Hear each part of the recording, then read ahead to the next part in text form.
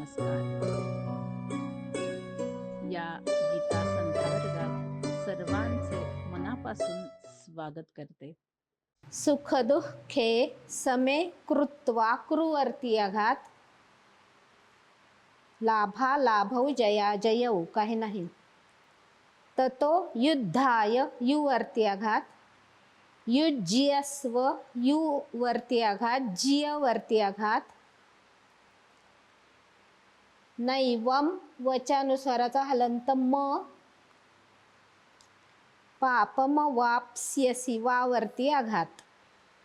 सुख दुःखे समे कृत्वा सुख दुःखे समे कृत्वा सुख दुःखे समे कृत्वा सुख दुःखे समे कृत्वा म्हणा दोनदा. सुख दुःखे समे कृत्वा सुख दुःखे समे कृत्वा लाभा लाभौ जया जयौ लाभा लाभौ जया जयौ लाभा लाभौ जया जयौ.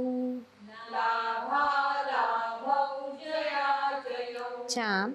लाभा लाभौ जया जयौ लाभा लाभौ जया जयौ. पूर्ण ओळ. सुख दुःखे समे कृत्वा लाभा लाभौ जया जयौ सुख दुःखे समे कृत्वा लाभा लाभौ जया जयौ. छान.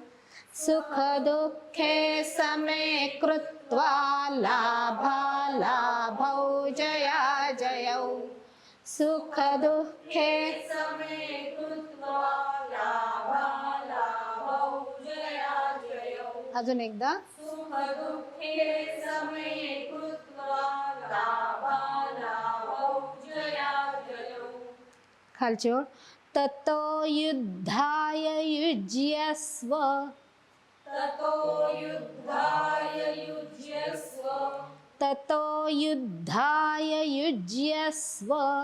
ततो युद्धाय युज्यस्व छान. ततो युद्धाय युज्यस्व ततो युद्धाय युज्यस्व नै हां नैवं पापमवाप्स्यसि नैवं पापमवाप्स्यसि नैवं पापमवाप्स्यसि नैवं पापमवाप्स्यसि. सी ह्रस्व म्हणायचं. नैवं पापमवाप्स्यसि. नैवं पापमवाप्स्यसि नैवं पापमवाप्स्यसि नैवं पापमवाप्स्यसि. ततो युद्धाय युज्यस्व नैवं पापमवाप्स्यसि. ततो युद्धाय युज्यस्व नैवं पापमवाप्स्यसि. छान. ततो युद्धाय युज्यस्व नैवं पापमवाप्स्यसि. ततो युद्धाय युज्यस्व नैवं पापमवाप्स्यसि. छान. पूर्ण श्लोक. सुख दुःखे समे कृत्वा लाभा लाभौ जया जयौ ततो युद्धाय युज्यस्व नैवं पापमवाप्स्यसि. सुख दुःखे समे कृत्वा लाभा लाभौ जया जयौ ततो युद्धाय युज्यस्व नैवं पापमवाप्स्यसि.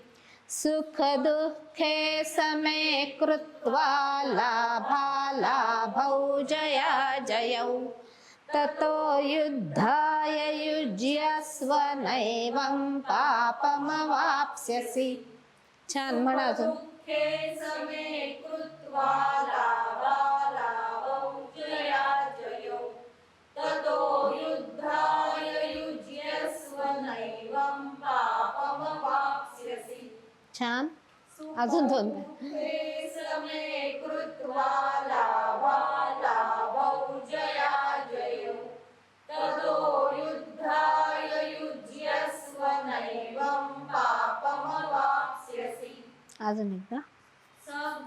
दुःखे समे कृत्वा लाभालाभौ जया जयौ ततो युद्धाय युज्यस्व नैवं पापमवाप्स्यसि.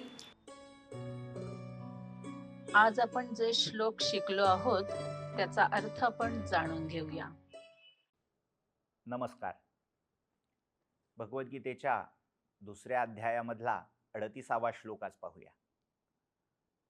सुख दुःखे समे कृत्वा लाभालाभौ जया जयौ ततो युद्धाय युज्यस्व नैवं पापम अवाप्स्यसि. अन्वय असा आहे, सुख दुःखे लाभालाभौ जया जयौ समे कृत्वा ततः युद्धाय युज्यस्व एवं पापम न अवाप्स्यसि. जर तू या पद्धतीने युद्धाला तयार झालास, तू युद्ध करता झालास, युद्धासाठी तत्पर झालास, तर तुझी जी भीती आहे, कुठली भीती आहे? माझ्याकडून अधर्म घडतोय की काय, माझ्या हातून पाप घडेल की काय, कारण हे युद्ध जिंकण्यासाठी मला जी हिंसा करायला लागेल, त्या हिंसेमुळे लोक मरतील, पुढच्या पिढ्या ह्या अनाथ होतील, स्त्रिया भ्रष्टचरित्र होतील, वगैरे वगैरे वगैरे. जी काही भीती तुझ्या मनात आहे ती भीती पापमूलक म्हणजे पापामुळे बसलेली आहे. पाप आणि पुण्य याचं सम्यक ज्ञान तुला नाहीये. त्यामुळे तुला असं वाटतंय की मला पाप लागेल की काय. ही जी पाप लागण्याची भीती आहे ती सोडून दे. जर मी सांगतो त्याप्रमाणे तू युद्धासाठी तयार झालास, युद्ध करता झालास, तर तुला यत्किंचितही पाप लागणार नाही. न पापम अवाप्स्यसि. पाप तुला स्पर्शही करू शकणार नाही. मग आता नेमकं युद्ध कसं करायचंय ते भगवंत सांगताय. सुख दुःखे समे कृत्वा. समे कृत्वा समान मानून. काय समान मानून? सुख दुःख. आता इथे 3 प्रकारची द्वंद्व सांगितले. सुख दुःखे समे कृत्वा लाभ अलाभौ जय अजयौ ततो युद्धाय युज्यस्व. सुख दुःख, लाभ अलाभ, जय आणि अजय. आता इथे अजय ह्या शब्दाचा अर्थ आपण नेहमी अजय म्हणजे जो अजेय राहिला त्याला अजय असा शब्द वापरतो, पण इथे अजय याचा अर्थ नय घ्यायचा. नय म्हणजे न जया, नय तत्पुरुष. पराभव, जयाचा अभाव. लाभ अलाभ, अप्राप्ती किंवा हानी. मग ही द्वंद्व ओढवली असताना तू तुझ्या बुद्धीचं, तुझ्या चित्ताचं समत्व ढळू देता कामा नये. कोणकोणती? सुख आलं. सुख म्हणजे काय? तर अनुकूल वेदनम सुखम. आपल्याला हवं तसा अनुभव येणं, तशी जाणीव, याला सुख म्हटलंय. म्हणजे काय? कडाक्याचा उन्हाळा आहे. कडाक्याच्या उन्हाळ्यामध्ये मला थंडगार पेय मिळालं, गार वारा खाता आला, छान रसरशीत आंबे खाता आले, हे सगळं अनुकूल वेदन आहे. मला हवं तसं मिळणं आहे. मग त्यालाच म्हटलंय सुख. आणि याच्या उलट म्हणजे उन्हाळा होता, त्याच्यात आणखीन उकाडा वाढला, त्याच्यात मला उष्ण पदार्थ खावे लागले, त्याचा त्रास झाला, किंवा अन्य असे जे अनुभव जे मूळच्याच त्या उन्हाळ्याच्या उकाड्याचा त्रास वाढवतात, त्याला म्हणायचं प्रतिकूल वेदन. तेच दुःख. आपल्याला नको ते ओढवणं हे दुःख, आपल्याला हवं ते येणं सुख.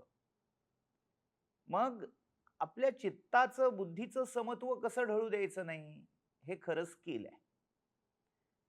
कल्पना करूया की समजा मला आता घरी जाताना, माझ्या ऑफिसमधून घरी जाताना मला वाहन हवंय आणि कोणीतरी माझ्या मित्राने मला त्याच्या मर्सिडीज कारमधनं लिफ्ट दिली, घरपोच अगदी सुविधा दिली. मला आनंद झाला, सुख वाटलं.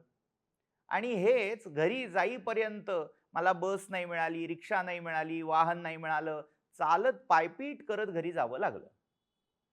तर हे सगळं काय झालं, तर ते दुःख झालं. ह्या दोन्हीमध्ये माझ्या चित्ताची अवस्था कशी आहे, बुद्धीची अवस्था कशी आहे? सुख झाल्यावर हुरळून जातो माणूस, वाह बस असंच झालं. आणि दुःख झालं की तो खचून जातो. हर्ष आणि शोक या दोन्हीतून आपल्या बुद्धीला ढळू द्यायचं नाहीये. तिचं संतुलन इकडे किंवा इकडे ढळता कामा नाहीये. ती सम राहिली पाहिजे. कितीही आपल्याला हवं तसं घडलं की जो एक हर्ष होतो, एक स्वाभाविकच त्या आनंदाचा अतिरेक आपल्याला जाणवायला लागतो. त्यातून स्खलन व्हायची भीती असते. तसंही होता कामा नये. आणि दुःख म्हणजे इतकं दुःख की काही नको, आता जगणंही नको. लोक डिप्रेशन मध्ये जातात, वेगवेगळे मनोविकार होतात. कशामुळे? अतिदुःखामुळे. कोणतंही कितीही दुःख ओढवलं, कोणतंही कितीही सुख मिळालं, तरीही मी या सुख दुःखांपेक्षा कोणीतरी वेगळा आहे, साक्षी आहे. जसं आकाश, दिवस उजाडला काय, सूर्य मावळला काय, त्या आकाशाला त्याचं सोहेर सुतक नसतं. तसा जो स्थिर बुद्धी होतो, सुख दुःखे समे कृत्वा लाभा लाभौ जया जयो, त्याचा जय झाला काय, तो विजयी झाला काय, आणि तो पराभूत झाला काय. ज्याला आपण खिलाडू वृत्ती म्हणतो, स्पोर्ट्समनशिप. म्हणजे काय, तर खेळामध्ये आपण पाहिलं असेल की जो पराभूत झाला तो आपणहून पुढे येतो, जो विजयी झाला त्याला शेक हँड करतो, त्याचं अभिनंदन करतो. ही जी वृत्ती आहे की पराभव स्वीकारायचा अपराभूत चित्ताने, म्हणजे मी पराभूत झालोय हे स्वीकारलं पाहिजे. तिथे भांडत नाही बसायचं, नाही नाही चिटिंग केली, मग हे जज होते ते विकले गेले होते, अशी तक्रार न करता, पराभव जरी आला पदरात तरीही अपराभूत वृत्तीने त्याला स्वीकारता आलं पाहिजे.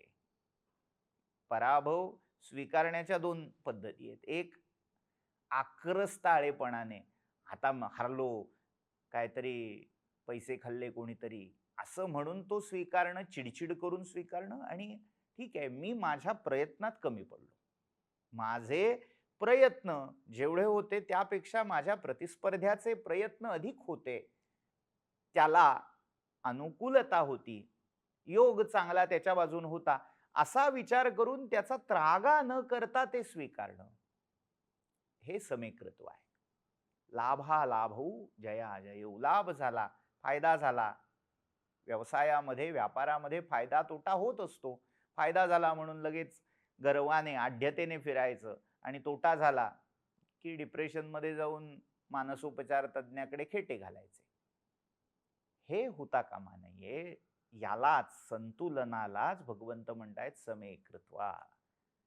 अनुकूल किंवा प्रतिकूल परिस्थिती आली असता जो मनाचं समत्व ढळू देत नाही, तो युद्धाला तयार झाला, तर त्याला युद्धाचं, युद्धजन्य परिस्थितीचं, त्या युद्धामध्ये केल्या जाणाऱ्या वधांचं, हत्येचं पातक लागत नाही. न एवं पापम अवाप्स्यसी.